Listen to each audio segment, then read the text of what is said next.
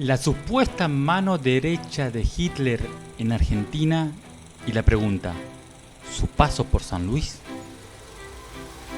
Hoy vamos a conocer la historia de Walter Flegel, el alemán que confundieron con un jerarca nazi.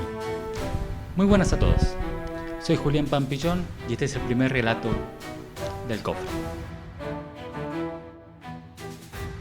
Para este relato particular nos vamos a remontar a 1960, el 24 de septiembre.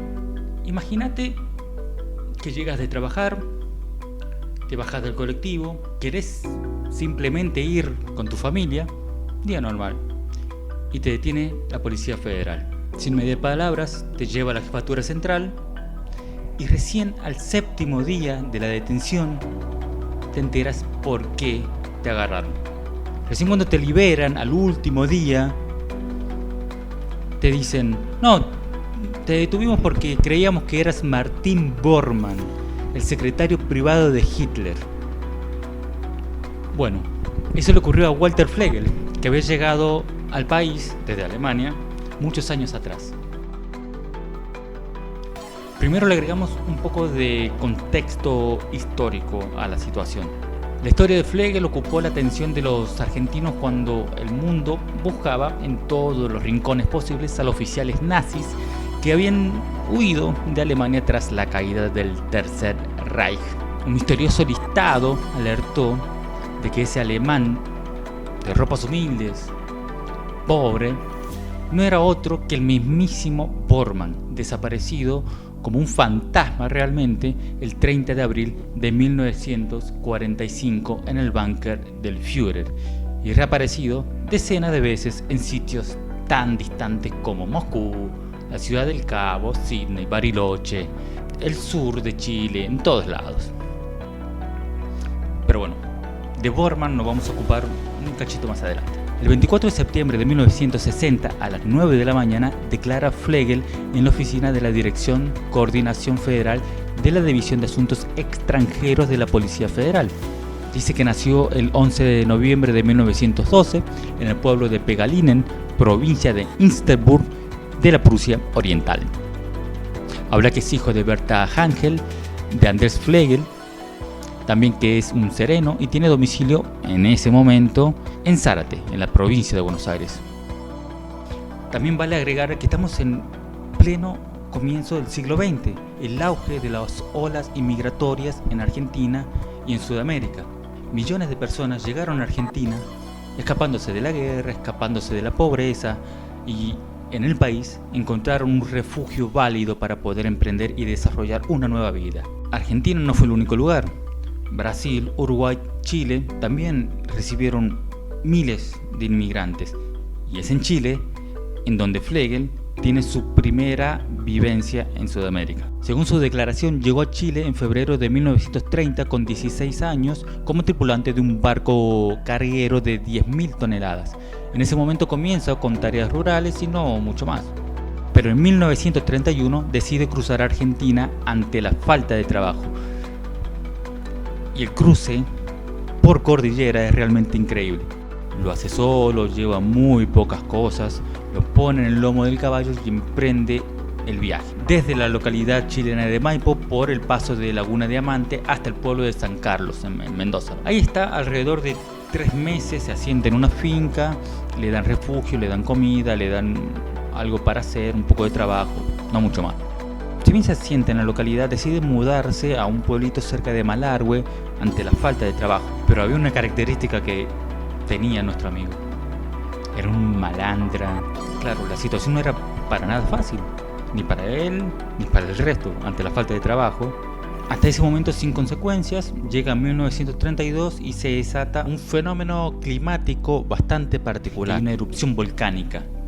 Esto hace que Flegel decida irse nuevamente. Antes de irse, decide afanarse un par de cosas. Alimento, un par de herramientas y cuando estaba por emprender viaje, lo chapan. Lo descubre uno de los cuidadores y Flegel decide disparar. Tenía un revólver a mano y le dispara al pobre hombre. Si bien él intenta huir, la policía no tiene problemas y lo agarra nuevamente. lo procesan en el juzgado de San Rafael en Mendoza por robos y lesiones, y quien lo sentencia es el juez Pedro Cascallares. 5 añitos de prisión le dieron al tipo. Si bien cumple la sentencia, no hay ningún tipo de problema, la justicia mendocina dice, bueno, te estás portando bien, te dejamos salir un rato antes. Ya para 1935 estaba en las calles. Lo siguiente fue intentar buscar trabajo en otro pueblo, pero las mañas son las mañas. El tipo se fue a afanar otra vez. Según la propia declaración, en el intento de robar un caballo, lo descubren, por lo que repelió el ataque con un revólver. Lo hiere a este hombre y lo vuelven a detener y lo vuelven a procesar por el mismo juez en el mismo lugar, en San Rafael. En la cárcel cumple 6 años de prisión efectiva y en 1943 lo liberan. Ya con la condena cumplida, decide tomar otro rumbo. A través del patronato de liberados encontró un trabajo de vendedor ambulante, por ejemplo. Según él, con el dinero no se podía subsistir.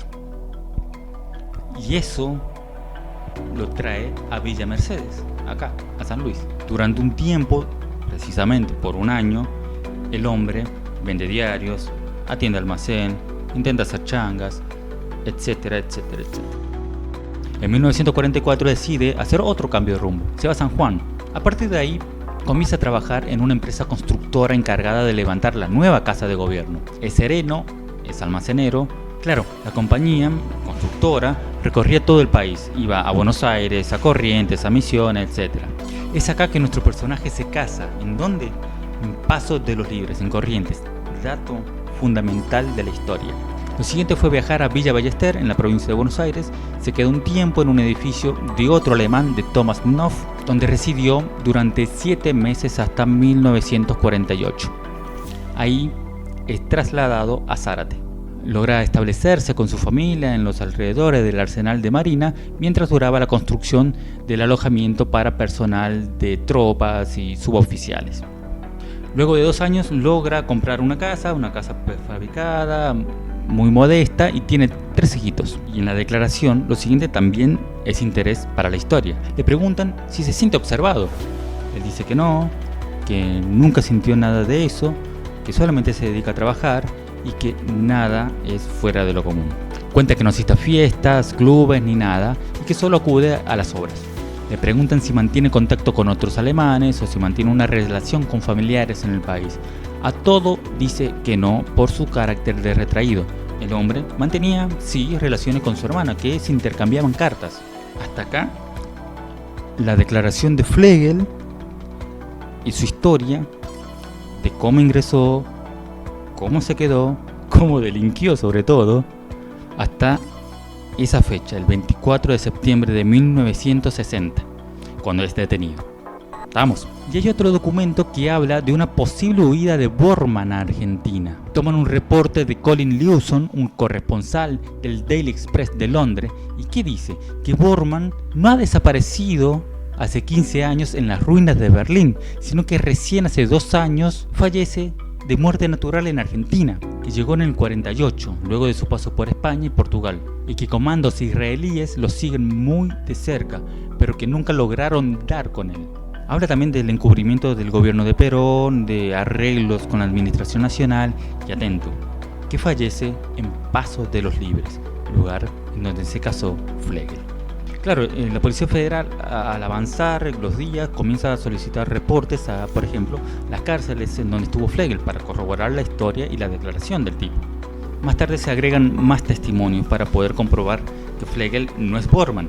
Por ejemplo, del oficial que lo detiene, del juez, que ya a esta altura es amigo de la casa. Entonces tratan de reconstruir un perfil de alguien que no es jerarca nazi. Y es a partir de ahí, de la recolección de documentos, de la recolección de fotos, de testimonios, de archivos, en que la idea de que un jerarca nazi esté en Argentina, un jerarca nazi, mano derecha de Hitler, comienza a desaparecer. Hay otros reportes de la estatura, de la característica de las orejas, diciendo que uno es más alto que el otro, pero hay algo que no podían negar y que era evidente, es que a Flegel le faltaba un brazo, le faltaba el brazo derecho. Claro, en su estadía por Chile, trabaja en un aserradero, y una de las máquinas le tritura el brazo derecho hasta la mitad. Bormann siempre tuvo los dos brazos. Ya con todo esto dijeron: muchachos, este no es Bormann, nos vemos, Flegel, usted queda libre. Fue el propio ministro del Interior de Frondizi, Alfredo Roque Vitolo, que confirmó la noticia aquella vez de que Flegel no era Bormann. Del diario del viernes 30 de septiembre de 1960, Vitolo dice que llegaron a Flegel por una información confidencial que afirmaba que era Bormann. Fotos y hasta páginas dedicadas en los matutinos dan cuenta que luego de ser liberado, Flegel fue recibido por compañeros de trabajo que dijeron que nunca creyeron que era Bormann. Titulaban algunos, por ejemplo, Retorno al anonimato y al trabajo. También Flegel libre de una trampa fantasmal. El tipo terminó siendo una figura pública por su historia, estaba en todos lados, literalmente, también en periódicos y en diarios del extranjero. Punto final para la historia de Don Flegel. Claro, mucho Flegel, pero Bormann, ¿dónde está? Primero, Bormann siempre estuvo en las sombras. Su nombre no sale a la luz como el de Himmler, jefe de la SS y responsable de los campos nazis de la muerte, ni como el de Göring, jefe de la Fuerza Aérea Alemana.